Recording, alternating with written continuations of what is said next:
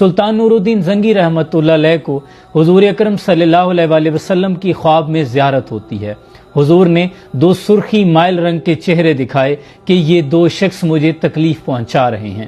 یہ تب کی بات ہے جب عیسائیوں نے عالم اسلام کے خلاف ایک بہت بڑی سازش ترتیب دی۔ سازش یہ تھی کہ کسی طریقے سے حضور اکرم صلی اللہ علیہ وسلم کے جسد اطہر کو، جسم اطہر کو ان کے روضہ مبارک سے چرا لیا جائے، اور عیسائیوں نے اس کام کے لیے دو ایسے شخص کا انتخاب کیا جو کہ اسلام دشمن تھے۔ انہوں نے ظاہر ان کا حلیہ بالکل متقی و پرہیزگار زاہدوں والا بنایا، انہیں کچھ وظائف، کچھ ذکر و اذکار سکھائے اور حج کے قافلے کے ساتھ مدینہ بھجوا دیا۔ ان دو بدبختوں نے مدینہ پہنچ کر مسجد نبی صلی اللہ علیہ وسلم کی ایک جانب بالکل قریب ایک مکان کرائے پہ لے لیا۔ دن بھر عبادت میں مشغول رہتے، لوگوں میں تحائف تقسیم کرتے، خود کو یہ دکھاتے کہ وہ بڑے سخی، متقی و پرہیزگار اور عبادت گزار زاہد ہیں، لیکن رات کے وقت اپنی سازش پر کام کرتے۔ انہوں نے اپنے مکان کے اندر سے ایک سرنگ کھودنا شروع کی جو کہ روضہ رسول صلی اللہ علیہ وسلم کی طرف جاتی تھی، اور یہاں تک روایات میں آتا ہے کہ وہ یہاں تک پہنچ گئے تھے کہ حضرت عمر رضی اللہ تعالیٰ عنہ کے پاؤں کا انگوٹھا نظر آنے لگ گیا تھا۔ دوسری جانب سلطان نور الدین زنگی کو حضور نے خواب میں یہ دونوں چہرے دکھا دیے۔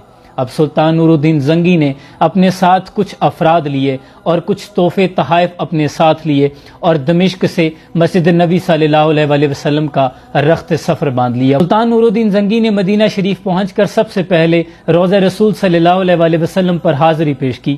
عاجزانہ درود و سلام پیش کرنے کے بعد مسجد نبی صلی اللہ علیہ وسلم کے صحن میں کھڑے ہو کر یہ اعلان کروایا کہ ہر عام و خاص کو دعوت طعام دی جائے، اور یہ بھی بتایا جائے کہ سلطان نور الدین زنگی تمام لوگوں میں تحائف تقسیم کریں گے، اور ایک بڑی وسیع و عریض دعوت کا بندوبست کیا گیا۔ اب ہر آنے والے شخص کو سلطان بغور مشاہدہ کر رہے تھے، اور سلطان کو جن چہروں کی تلاش تھی انہیں دیکھ رہے تھے۔ جب تقریباً تمام لوگ ہی جا چکے تو سلطان نے حکام سے پوچھا کہ تمہارے مطابق کوئی رہ تو نہیں گیا؟ تو سلطان کو بتایا گیا کہ ہمارے اندازے کے مطابق تو کوئی نہیں رہ گیا، لیکن سلطان کو وہ دو چہرے ابھی تک نظر نہیں آئے تھے۔ سلطان نے دوبارہ پوچھا تو حکام نے بتایا کہ ہاں، دو لوگ ایسے ہیں جو کہ بڑے متقی و پرہیزگار ہیں۔ کچھ نے کہا وہ تو اتنے سخی ہیں کہ لوگوں میں بانٹتے پھرتے ہیں، انہیں بھلا سلطان کے تحائف کی کیا ضرورت؟ تو سلطان کے دماغ میں فوراً شک گزرا۔ سلطان نے فوراً حکم دیا کہ ان دو لوگوں کو میرے سامنے پیش کیا جائے۔ جیسے ہی انہیں سلطان کے سامنے پیش کیا گیا تو سلطان نے ایک جھلک میں پہچان لیا کہ یہ تو وہی دو بدبخت ہیں جن کو سلطان نے خواب میں دیکھا تھا۔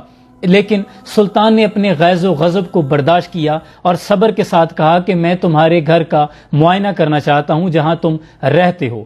اب ان کا طریقہ واردات کیا تھا کہ وہ دن بھر تو عبادت میں مشغول رہتے، رات میں جو سرنگ کھودتے اس کی مٹی کو چمڑے کی تھیلیوں میں بھر لیتے اور جا کر جنت البقیع میں تمام قبروں پر پھیلا دیتے تاکہ کانوں کان کسی کو بھی خبر نہ ہو۔ اب سلطان نور الدین زنگی نے جب حکم دیا کہ میں تمہارے گھر کا معائنہ کرنا چاہتا ہوں تو ان دونوں کے چہرے کا رنگ زرد ہو گیا۔ اب سلطان ان لوگوں کو ساتھ لے کر جب ان کے گھر میں پہنچا، ہر چیز کا بغور سلطان نے مشاہدہ کیا تو جائے نماز کے نیچے کوئی سرسراہٹ محسوس ہوئی۔ سلطان نے جب جائے نماز کو اٹھایا تو نیچے ایک لکڑی کا پھٹا تھا، اس پھٹے کو ہٹایا گیا تو نیچے سرنگ تھی۔ اب سلطان نے حکم دیا کہ فوراً ان کا سر قلم کر دیا جائے۔ اس طرح سلطان نور الدین زنگی نے عالم اسلام کے خلاف ہونے والی ایک بہت بڑی سازش کو ناکام کر دیا، اور اس کے بعد جو سلطان نور الدین زنگی نے بڑا حکم جاری کیا وہ یہ تھا کہ حضور اکرم صلی اللہ علیہ وسلم کے روضہ کے اطراف میں چاروں اطراف ایک خندق کھدوائی گئی اور اس میں سیسا پگھلا کر ڈالا گیا جو کہ ایک بہت بڑی آہنی دیوار بن گئی تاکہ دوبارہ کوئی اتنی جرأت نہ کر سکے۔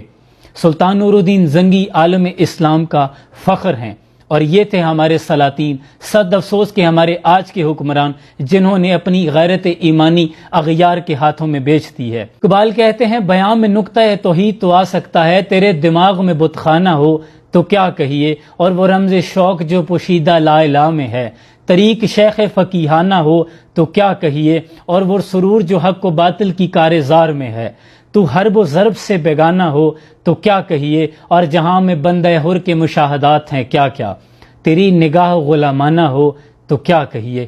صد افسوس کہ انہوں نے آج خود کو سلاطین کا غلام بنا لیا ہے، انہوں نے اپنی غیرت ایمانی اغیار کے ہاتھوں میں بیچ لی ہے۔ لیکن اقبال کی جو امید ہے انشاءاللہ وہ ضرور پوری ہوگی کہ نکل کر صحرا سے جس نے روما کی سلطنت کو الٹ دیا تھا، سنا ہے یہ قدسیوں سے میں نے، وہ شیر پھر ہوشیار ہوگا، اور اب تیرا بھی دور آنے کو ہے فقر غیور، کھا گئی روح فرنگی کو ہوائے سیم و زر، سدا مسلمانوں نے غلامی میں نہیں رہنا انشاءاللہ۔